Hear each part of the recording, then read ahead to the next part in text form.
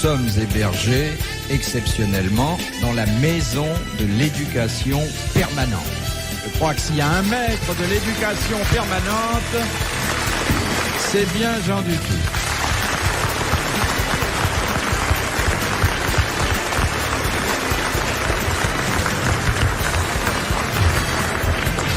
Évidemment, parce qu'on ne peut pas avoir que du premier choix. Celui qui, depuis quelques jours... Je laisse volontairement un doute planer pendant quelques instants. Celui qui, après s'être fait un nom sur l'océan, se fait un nom sur le plancher des vaches, et d'une façon inhabituelle dans la mesure où il a été élu à l'unanimité l'autre jour, président du club des flagorneurs. Je veux parler d'Olivier de Kersauzon.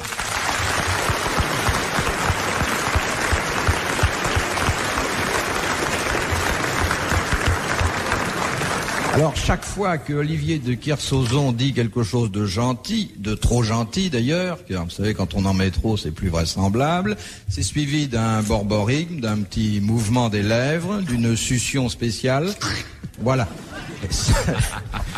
Et ça indique qu'il vient de terminer de cirer les chaussures de quelqu'un, mais lui, comme il n'a que sa langue, c'est le résultat qui compte, monsieur de Kersauzon. Ah, mais mon cher Philippe, je vous ai rarement entendu aussi brillant que ce soir. Aussi bon. Aussi beau. L'île vous va bien. Personne ne verra que vous revenez de Belgique. Vous êtes normal. Et on dirait même qu'il a grandi. Oui. Écoutez, gardez-en un peu pour tout à l'heure. Ah, dans notre cœur, il y en aura. D'autant que je n'ai pas fini de poser l'affiche sur le mur. Et quelle affiche! Nous avons vraiment vidé Paris de toute sa substance, puisque je peux vous présenter en exclusivité, je suis le seul tourneur français dans ce cas-là actuellement, André Gaillard.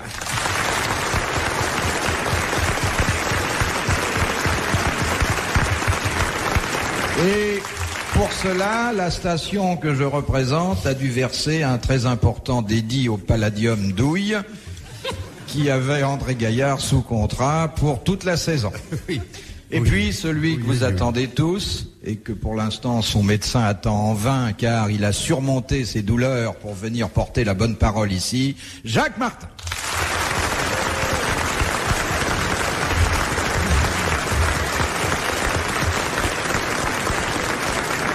Brillante équipe, monsieur de Kersauzon, non? Oh oui, maître. L'avantage avec vous, c'est que vous êtes si petit qu'on n'a pas besoin de vous tenir en lèche. D'ailleurs, dans la région, ils ont créé une chanson sur Philippe. Le petit quinquin. Dors, mon petit boubou, mon petit boubou, mon petit bouvard. Si tu fais pas dodo, tu pourras pas écrire ton canard. De Madame Delacroix, d'Ivry-sur-Seine. Quelle est la seule église chrétienne qui n'accueille ni transept, ni bas-côté, ni clocher, ni croix? Orly. Il n'y a pas de transept, il n'y a pas de bas-côté, il n'y a pas de clocher et il n'y a pas de croix. Est-ce qu'il ne s'agirait pas de l'église souterraine de Lourdes? Non. Saint-Pierre de Rome. Non, et ça n'est pas une église moderne. Le Sacré-Cœur. Non. Elle est en Italie, cette église-là? En France? En France. C'est une église, c'est pas une cathédrale. C'est une église. Elle est dans Paris? Et vous la connaissez, elle est dans Paris. La Madeleine? La Madeleine. Bonne réponse de Jacques Martin. Moi, je connais bien la Madeleine parce qu'autour, il y a, enfin, disons qu'il y a des jeunes filles très sympas qui attendent très tard l'autobus. Et ce sont des rues, vous les connaissez aussi, Philippe, puisqu'on s'y est croisés. Voilà des jeunes filles sympathiques. On peut passer dans ces rues, on sera jamais attaqué. Il y a toujours du monde. Hein. On n'est pas attaqué par une femme qui se défend. Non. Et sympathique, vous avez froid, montez dans ma chambre. Ça, c'est des copines. Et c'est là, vous voyez, que, mon cher Jacques, déshabille-toi, enlève ton portefeuille, mets-toi à l'aise. c'est là qu'on voit que le fameux fossé entre les générations n'existe pas. Exactement. Attendez, à un moment, j'entends chanter Sylvie Vartan. Oui, ma chérie. Mais est-ce que ça n'est pas un tableau Ne pleure pas, il est pas méchant, le petit à la chemise rose. Ne pleure pas. Voyez l'inconvénient des femmes. Vous voyez ce qui va vous arriver à l'Académie française avec Yourcenar? Il y a des nouvelles de moi. Avec sa jupe culotte. J'y avais pensé. Nous en sommes à la lettre D. Je vous attends. Avec Marguerite. J'y avais pensé, monsieur Martin. C'est pour ça que j'étais pas tellement favorable. Mais je pense pas qu'elle vienne jamais aux séances du dictionnaire avec un bébé, c'est pas son genre, hein. Non, mais elle-même est restée très enfant. Vous croyez que tout bout de champ, elle fait... Bah, il y a qu'à lire ses livres, à toutes les pages, il y a... C'est vrai ce qu'il dit là. C'est un très bon critique littéraire. De monsieur Jarmouni, de Bilzen. De qui? De Bilzen, en Belgique. Ah, très bien. Kloosterstraat. Ah, À Bilzen. Et il s'appelle Slim Jamouni. eh ben, oui. Eh ben. Bon, alors, il pose une question qui est intéressante et qui est un peu complexe. Ah, il vous demande... Comme nous les aimons. Comme vous les aimez. Oui. Il vous demande ce qui se trouve entreposé dans la Lipsanothèque du Vatican.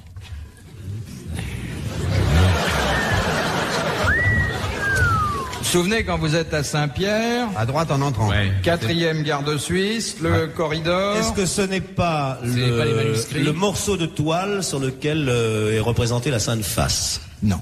Alors, je vous rappelle que la Lipsanothèque est une salle qui a presque les proportions de celle où nous nous trouvons Ne aujourd'hui. serait-ce C'est pas pas le- les cadeaux c'est offerts pas le- au pape. Non. Le Saint Fresque Prépuce. de Michel-Ange. Le Saint-Prépuce, dites-vous. Ben oui. Ben oui, fallait bien qu'il y en ait un. Oui. Oui, mais peut-être pas pour une... Le train dans, papal. Dans une salle aussi grande, c'est peut-être... ça ne suffirait peut-être pas à la remplir. Alors, j'insiste, parce que monsieur Martin a dit le Saint-Prépuce, et qu'effectivement, le Saint-Prépuce peut se trouver dans la Lipsanothèque. oui. C'est des Les ossements des de reliques tous qui les sont- saints. Exactement. Ce sont des reliques, des ossements qui ont appartenu aux saints. Bonne réponse de messieurs Détour et Martin.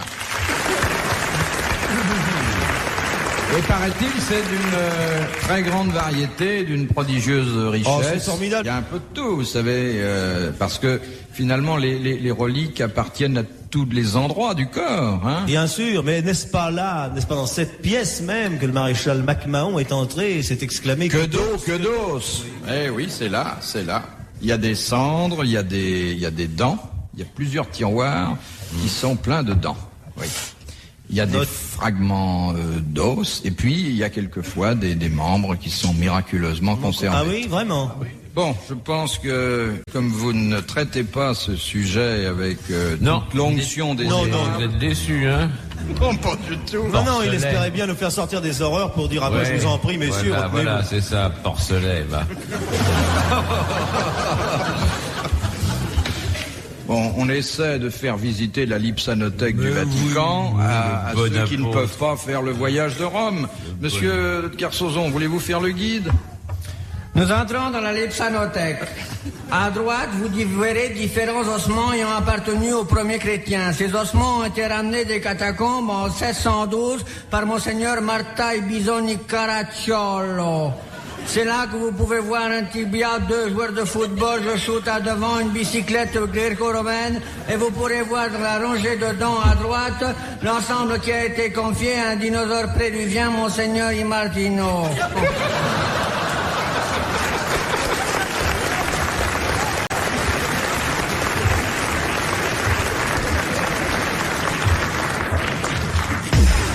RTL, Dans la nuit des temps, les grosses têtes de Philippe Bouvard jusqu'à 5 heures. De Mademoiselle Lambinet, de la Ville-Dieu du Clin. C'est joli, Mademoiselle Lambinet de la Ville-Dieu du Clin. Bah, si elle aime prendre son temps, c'est son droit. Alors on traîne. Attendez, c'est beaucoup plus long que ça. C'est Madame Catherine Lambilet, Fontputet, les Roches-Prémères, la Ville-Dieu du Clin. Oh, que c'est joli. Ah, c'est beau. Oh, que c'est C'est joli. beau. Lorsque, naguère, c'est-à-dire sous l'Ancien Régime, les enfants royaux naissaient, à qui devait-on les présenter dès leur naissance? Au peuple. Courtisans et au peuple. Avant même de les présenter au peuple et aux courtisans. D'abord à de la chambre. chambre, Alors au curé? Non. au garde des Sceaux. Un personnage important. Ils jouaient pas encore On a l'appel. au pâté, non. Un personnage important officiel ou un... Non, un personnage justement très officieux. Au petit Jésus, à la Sainte Vierge, au Père Noël, Au chef de la au police. Père du Panlou. Au Il chef de... s'intéressait beaucoup aux petits enfants. Hein. Il y a toujours du cachou pour Oui. les enfants. Joséphine Nathalie, sa Françoise Materna. Un personnage, vous dites? Oui, officieux, mais Officieux. souvent tout puissant de la cour. Le confesseur du roi. Non. Au premier valet de chambre. Au grand saucier. Un Au personnage porte-pot important de la royal. cour. Pas un chef de la police, non? À sa nourrice, peut-être. Au médecin du roi. Non. À l'évêque de Reims. Au bourreau de Béthune. Un personnage important, quoique effacé. Pas effacé, mais enfin officieux en tout cas. Monsieur Rose, peut-être. Non. Qui était le Au secrétaire. valet de chambre. À la nourrice. Non. Au confesseur, je l'ai déjà dit, mais vous avez peut-être pas entendu. J'ai l'oreille en meilleur état que votre jambe, monsieur. Mon Martin. cher ami, quand on se garnit la bouche de bêtises de Cambrai, on risque peut-être d'avoir les oreilles bouchées. Je l'ai déjà dit avant-hier à la télé. Au capitaine des levrettes. À la petite cochonne de service dans la chambre. À la courtisane. On se rapproche. À la courtisane. Ah bah Dieu, c'est À la maîtresse du roi. À la maîtresse du roi, bonne réponse d'André Gaillard. J'ai dit à la courtisane. Hein. Si j'avais dit à la favorite.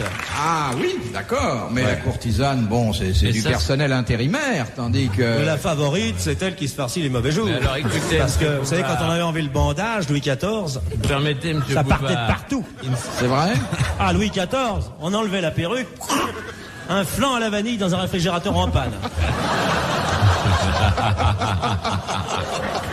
Ah, il s'écroule, il était mou, il avait pas d'os. Il gardait la nuit dans une casserole. C'est bien ça. Mais tous les rois étaient comme ça. Louis XVI, il a englué la guillotine. Ils ont obligé de nettoyer le couteau. Vous avez connu Louis XVI, monsieur de Kersauzon? Je l'ai connu à l'atelier. Alors, j'ai écrit dans mon livre Louis XVI et la serrure. Le petit Louis est penché sur l'établi. Ses mains sont grasses. De temps à autre, la lime, par son va-et-vient permanent, rappelle qu'il peut être lui aussi un roi.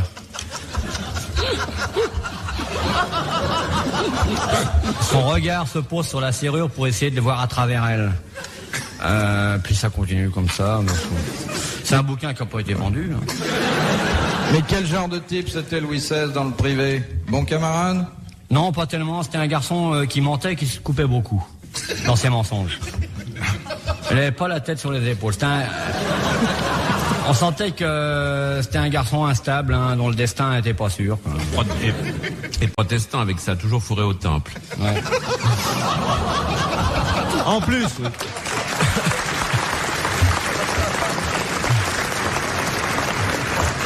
Eh bien, la question suivante de Madame Vincent d'Épinal dans les Vosges est une question qui a trait à l'attitude des protestants. Pourquoi, et encore aujourd'hui, de nombreux protestants refusent-ils de visiter l'église de Saint-Germain-l'Auxerrois? Parce que c'est de Saint-Germain-l'Auxerrois qu'est partie la fameuse nuit où il devait périr exterminé. Exactement, mais comment est-elle partie? Par les cloches qui se sont mis à Par les sonner. cloches. Très bonne réponse de Jacques Martin.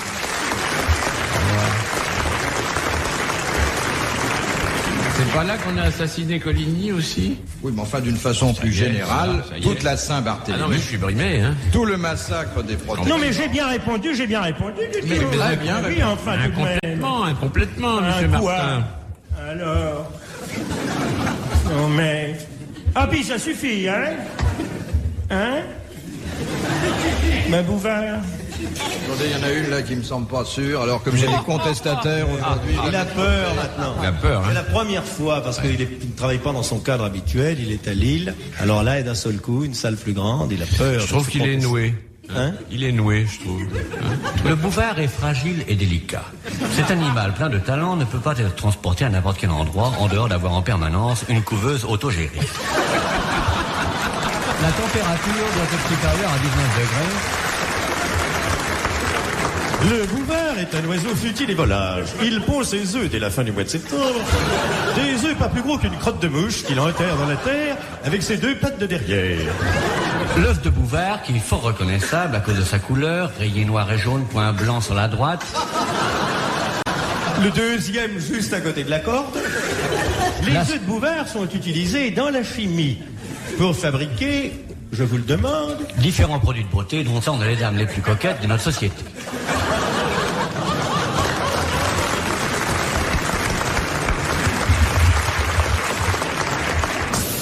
Dans la nuit des temps des grosses têtes, RTL, jusqu'à 5 heures. De Monsieur Boineau de Rennes. Pourquoi les Anglais développèrent-ils intensivement l'élevage des poneys voici un peu plus d'un siècle? Parce qu'ils avaient une reine qui était toute petite. parce qu'ils avaient la tête près du poney. Parce que c'est un éleveur alsacien qui leur avait dit il faut écarter la tête près du poney. Non, c'est pas historique. Vous qui parlez admirablement l'anglais, Monsieur de Kersauzon. Vous voulez dire la langue de Shakespeare? Oui, oui. Parce que les Anglais ont été les premiers à initier les jeunes enfants à l'art du cheval et qu'il fallait beaucoup de poneys pour faire grimper les enfants. Alors, on ne pensait pas du tout aux enfants à Le l'origine. transport de quelque Parce qu'il chose. y avait, parce que il faut vous dire qu'à cette époque, il y a une centaine d'années, Oui. en Angleterre, la taille moyenne d'un Anglais était celle de Philippe Bouvard. Or, il faut bien s'imaginer que tous ne pouvaient pas grimper sur des hongres, des acnés, des chevaux. Et l'on créa cette race dite poney Bouvard. C'est-à-dire des poney, hein, montures qui étaient réservées aux enfants et qu'on appelait des acnés juvéniles. Des d'ailleurs. acnés juvéniles, très exactement. Ça marchait avec des boutons. Non, c'est parce que... Mais le poney ne signifie pas petit cheval en anglais. C'est une race. C'est parce que, à l'époque, en France, on disait enrichissez-vous. Ils ont le télégraphiste a traduit mec monnaie, c'est arrivé mec poney de l'autre côté. Et c'est pour ça qu'ils ont fait des petits chevaux. Mais en Angleterre ou en Écosse? Non, parce qu'en Écosse, comme ils sont radins, ils auraient pu faire des petits C'est chevaux. ça, oui. Où ils les brossaient trop. C'était des poneys à poil, d'ailleurs.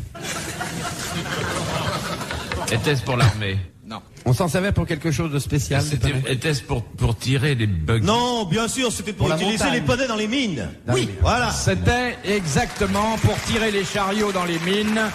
Excellente réponse de Monsieur Jacques Martin. Et la preuve, s'il en était besoin, que le cerveau n'est pas atteint, bien au contraire. Merci, Philippe. De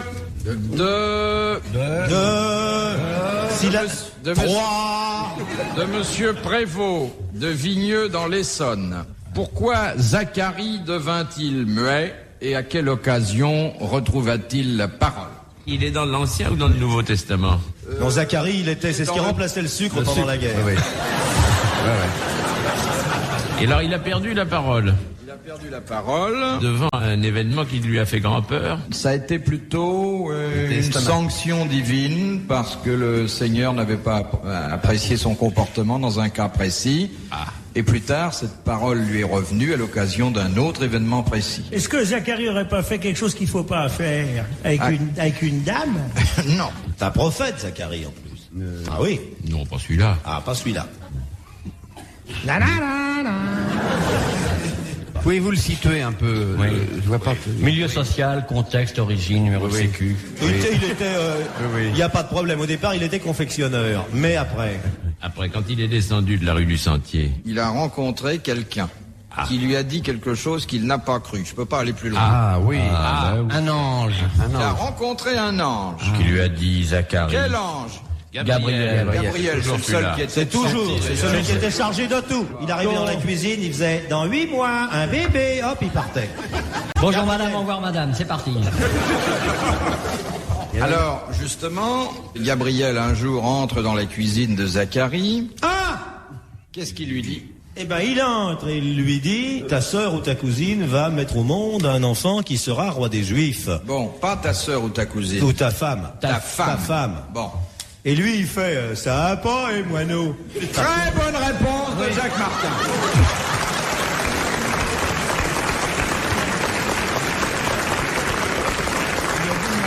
Il a dit moineau? Zacharie. C'était Ce pas serait le le père mari, de ça peut pas être le mari c'est de pas la le Sainte mari de Vierge, la puisqu'elle avait épousé un menuisier qui s'appelait Joseph. C'était Élisabeth, la femme de Zacharie. Oui, Élisabeth, c'était la cousine de la Vierge Marie. à qui on promettait également un enfant oui, dans les c'était mêmes pas très conditions. clair, parce que là, c'est ce qu'on appelle l'annonciation, nous les protestants. Mais je vous rappelle quand même que finalement, Zacharie a été le père, en tout cas il l'a reconnu, de Jean-Baptiste. Ah, c'était le père de Saint Jean-Baptiste, mais Bon. le père de l'autre, Non. c'est Joseph. Enfin, Non. presque. Alors, voilà donc Zacharie qui est puni par le ciel et qui perd la possibilité de s'exprimer. En quelle occasion précise la retrouve-t-il? Vous avez trouvé 2 mois plus tard, le jour où Saint Jean-Baptiste a été circoncis. Le jour où Saint Jean-Baptiste a été circoncis. Bonne réponse de Jacques Martin.